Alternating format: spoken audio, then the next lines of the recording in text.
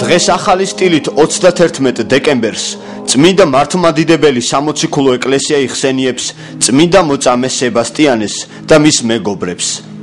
ღირს ფლოროს, ამიელ ეპისკოპოსს, ღირს მიქაელ აღმსარებელს.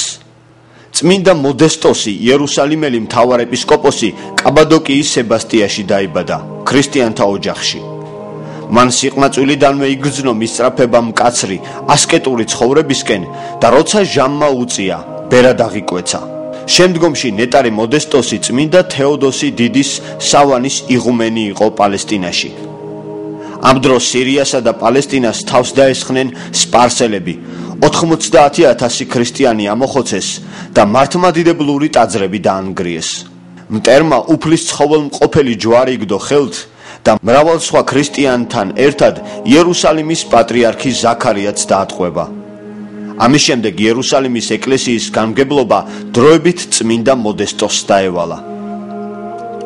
ნეტარმა მოდესტოსმა ალექსანდრიის პატრიარქის იოანე მოწყალის დახმარებით აღადგინა დარბეული ქრისტიანული საყდრები. მან პატივით დაკრძალა დახოცილი ბერები საბა განწმენდილის ლავრიდან.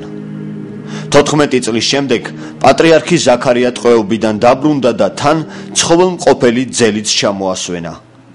მისი მიცვალების შემდეგ იერუსალიმის ეკლესიის მწყემსთავრად წმინდა მოდესტოსი დაადგინეს. უფლის რჩეული 634 წელს მიიცვალა 97 წლის ასაკში.